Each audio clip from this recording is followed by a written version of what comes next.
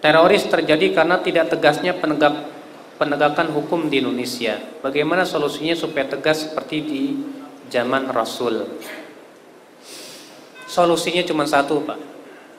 Pendidikan akidah kepada Allah itu harus kuat, Pak.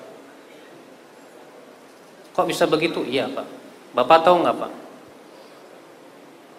Ayat-ayat hukum tuh baru turun di kota Madinah loh, Pak. Perintah sholat, perintah jilbab, perintah puasa.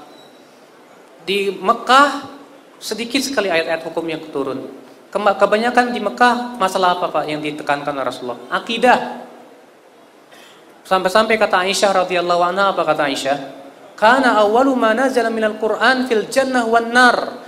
Yang pertama kali turun dalam Al-Qur'an tentang surga dan neraka dulu.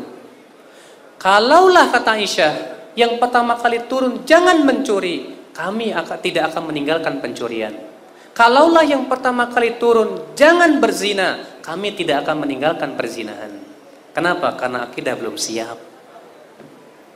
Tapi ketika akidah kaum muslimin sudah kuat, Pak, lalu Allah turunkan ayat apa? Penghalaman arak. Apakah kaum muslimin menunggu-nunggu dulu, mikir-mikir enggak? Langsung itu kendi-kendi yang penuh dengan arak dihancurkan. Ya, tanpa berkata kenapa, tidak. Ketika Allah turunkan ayat tentang wajibnya jilbab, tidak menunggu kata mengapa, langsung gorden-gorden ditarik. Kenapa? Karena akidah sudah kuat. Iya, Pak, saya berikan contoh tadi, Pak. Orang yang berdiri di lampu merah ketika tadi ada polisi, kenapa dia berdiri? Dia berhenti. Kalau dia tidak beriman kepada Allah, Allah yang mengawasi dia. Sebab kalau dia beriman, Allah mengawasi dia, dia akan berhenti. Allah tahu. Karena itu tidak boleh. Ini peraturan pemerintah yang harus ditaati. Tapi kalau tidak punya akidah, takutnya sama polisi doang, tapi tidak takut kepada Allah. Ada polisi berhenti, kalau nggak ada polisi disambar terus. Itu kan karena akidah dia kepada Allah kurang.